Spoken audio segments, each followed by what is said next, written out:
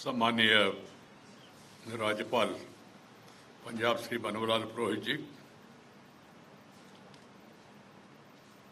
Honorable Justice Bhushan Ramakrishna Gawai, Judge Supreme Court of India, Honorable Justice Surikant ji, Judge Supreme Court of India, Honorable Justice Antonio Herman Benjamin, Judge National High Court of Brazil, Honorable Justice Muhammad Rafiq, Chief Justice of High Court of Himachal Pradesh, Honorable Sri Justice Swatantra Kumar ji, former Judge of the Supreme Court and also former Chairperson of Green Tribunal, who is also responsible for organizing this conference, Sri Harjot Singh Bains, Minister of Government of Punjab, who is here in this function, Sri Sombi Sharp, UN Resident Coordinator of India, Sri Satnam Singh Sandhu, Chancellor of Chandigarh University, eminent jurists, distinguished delegates, faculty members,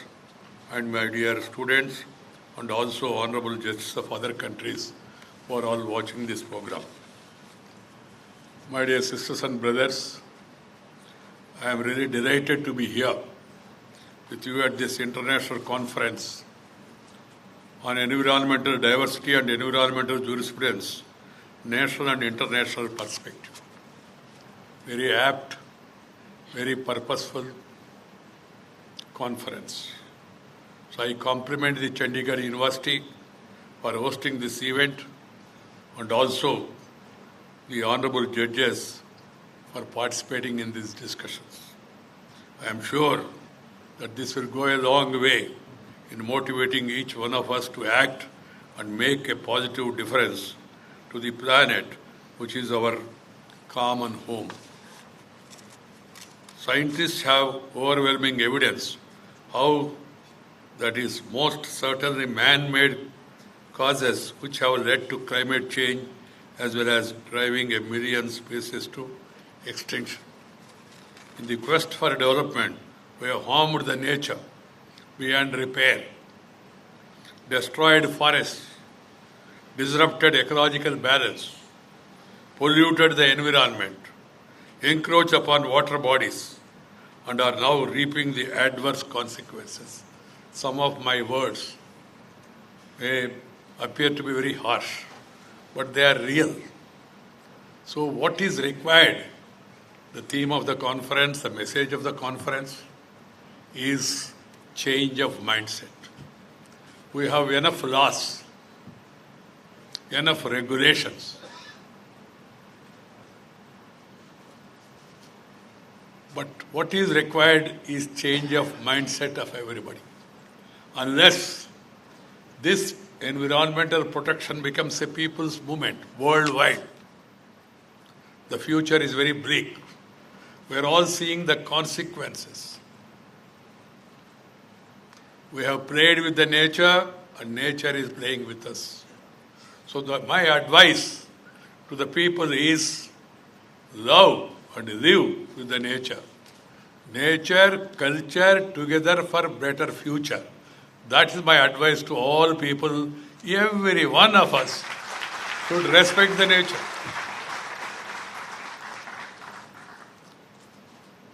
We used to be very happy, though we were not supposed to be that much advanced.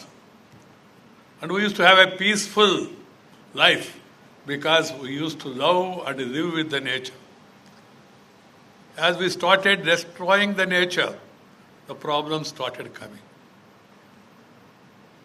Development is equally responsible, is equally important. But ecological balance also is important. There has to be a balance. This has to be kept in mind. During my childhood, my grandfather used to say in Telugu, Chiyamaku chakkara betti. That means you give sugar to the ant and they bite you also, hurt you. But you give sugar. Pamuku palu posi. That means you give milk to the snake which bites you. But in spite of that you give milk. Third, Pasuvuku bottu betti. All the animals, they used to be applied tilak and also decorated at times.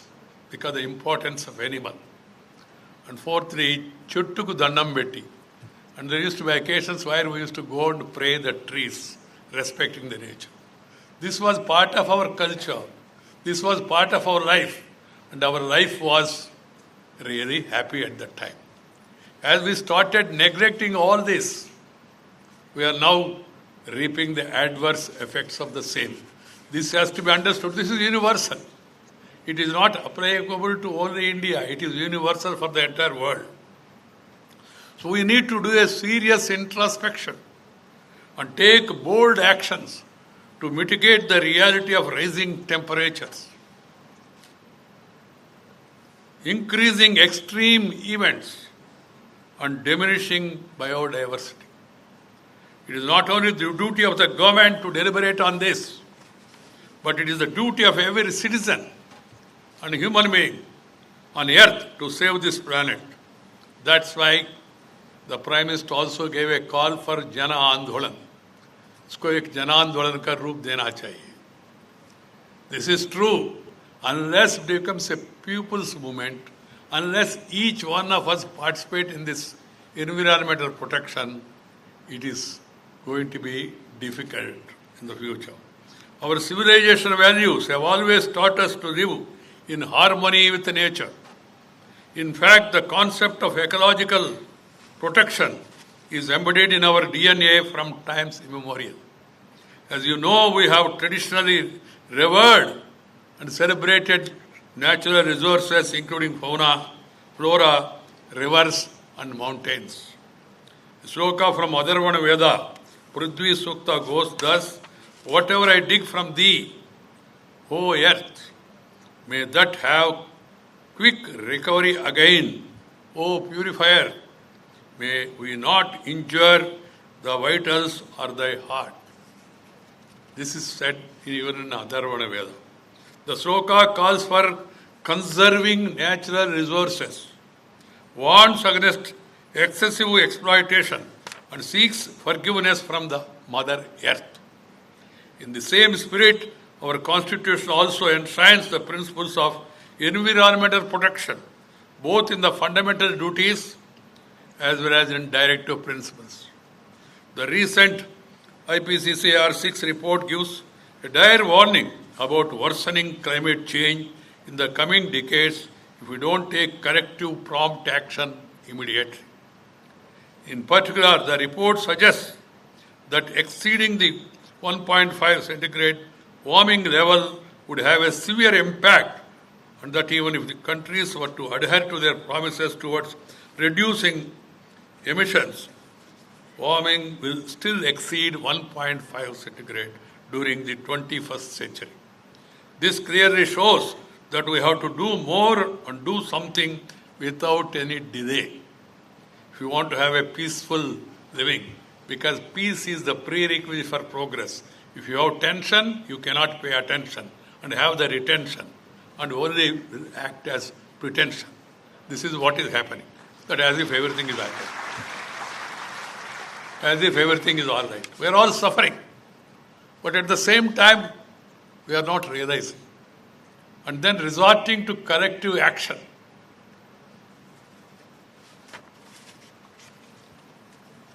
Our lifestyle have undergone a change.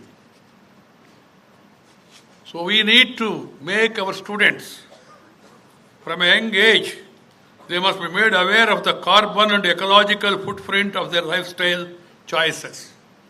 Parents and teachers must teach children to care for their natural environment, flora and fauna around them as much they care for their physical environment.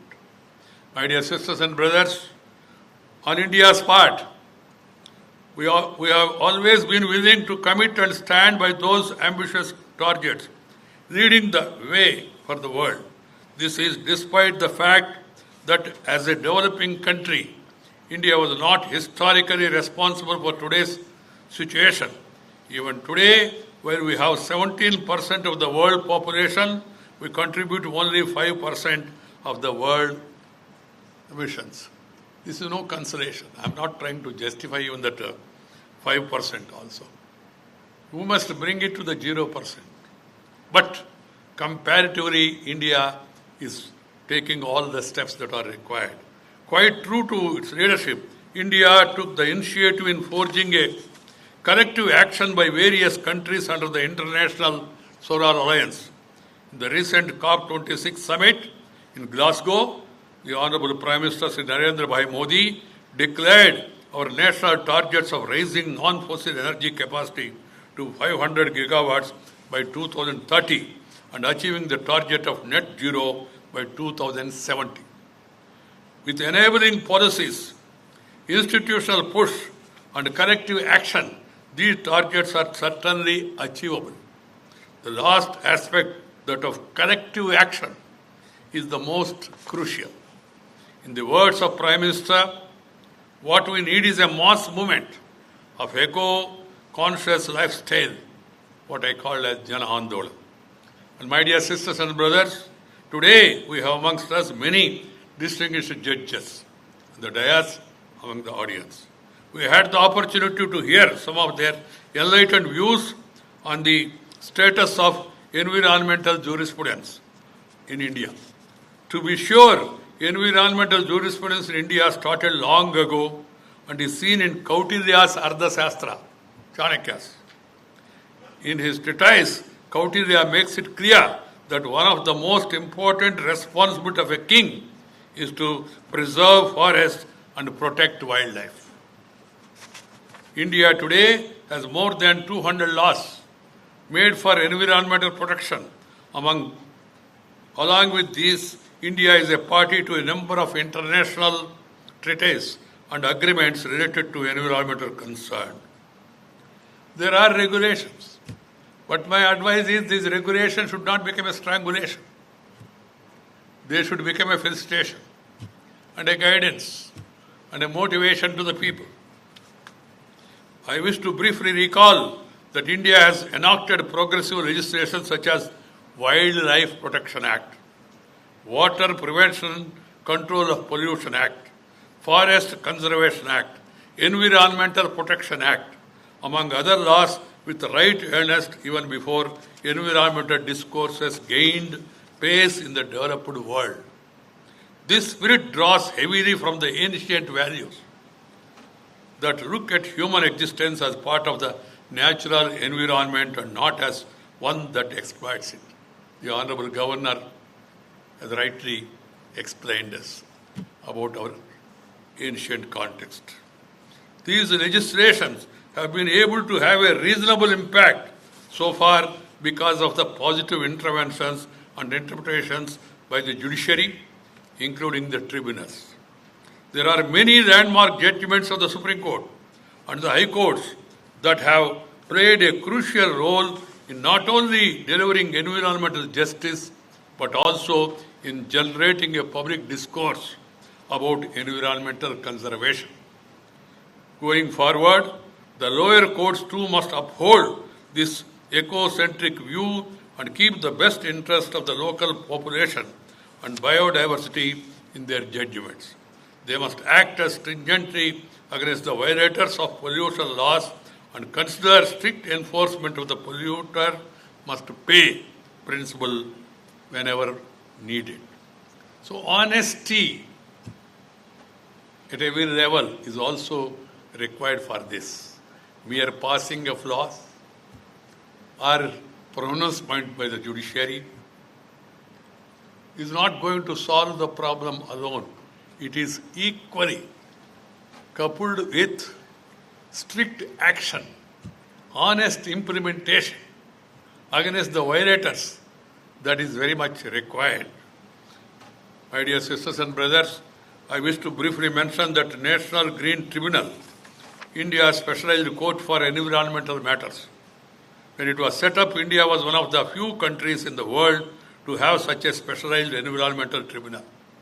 Over the years, the NGT has proven itself in effectively and expeditiously disposing of cases relating to this particular discipline. Given the importance of preserving biodiversity, ongoing climate change, and growing demand for environmental litigation, I believe there is an urgent need for training more legal practitioners. in environmental law. The poorer section should be made aware of their rights and legal recourse at their disposal. If need be, more specialized benches must be created in various parts of the country and environmental justice be brought closer to the people.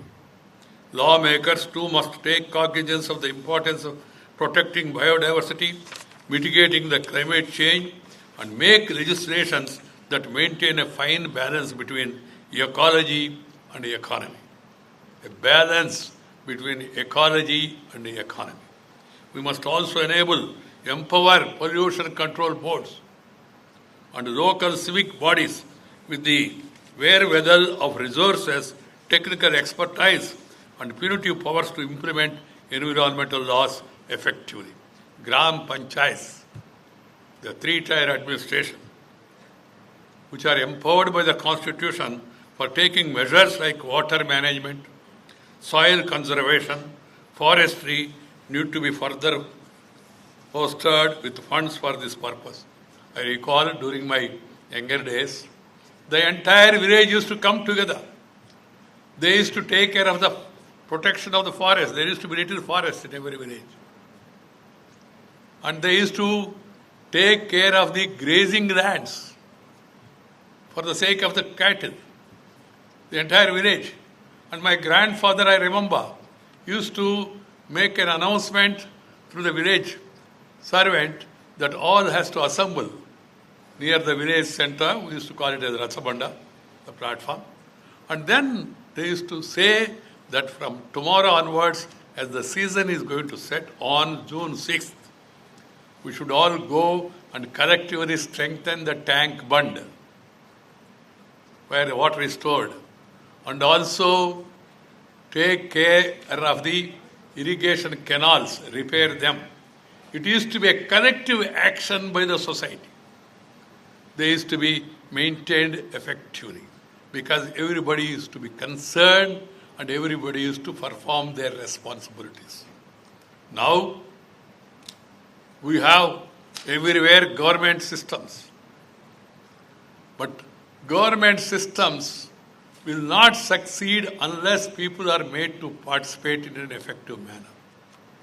Over the years, an attitude has crept in that everything will be done by the government. We need not worry.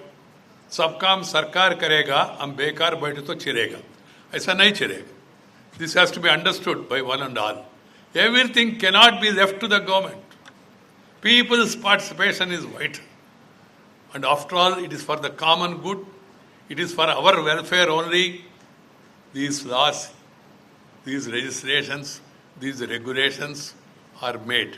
So the society must be made to understand the importance of this. Water management, soil conservation, forestry, and also the other common purposes, they had to be effectively, collectively implemented.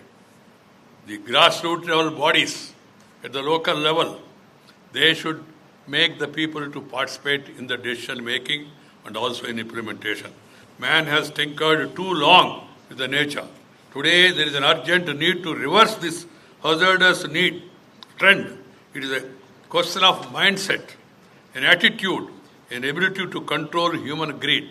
As was mentioned by the former speakers, Mahatma Gandhi had said, nature has enough for man's need, but not for his greed. Much before the climate change debate began, Gandhiji has said that we should act as trustees to our natural environment, and it is our responsibility to ensure that we bequeath to the future generations a healthy planet. It is our duty. It is our responsibility. We must remember and live by these words. We must lead better lives today and ensure that our grandchildren have better quality of life in the years to come. My dear sisters and brothers, I am once again very happy to have inaugurated this conference. I heartily compliment Justice Swatantha Kumar, who is coordinating this entire conference, took initiative. He has been requesting me, my office, since long. Because of COVID, we have to postpone this. But finally, it is happening, and I could see galaxy of leaders from legal community participate in this, and also delegates from various parts of the globe as well as from various parts of the country will all participate here. We have to learn from each other's experience. That is the purpose of these conferences. Learn from each other's experiences. Follow the best practices and lead the best life. That is the essence of these conferences. I am confident these 2-day deliberations, where you have so many subject sessions and where a detailed presentation can be made, including even elicit answers also, the conference, I am sure, is really going to open a new chapter in environmental protection, and I am confident that the technical sessions that will follow will present you with an opportunity to reflect upon the need and our role in environmental protection. I again repeat what I said: nature, culture, together for a better future. Love and live with the nature. Thank you very much. Namaskar. Jai Hind.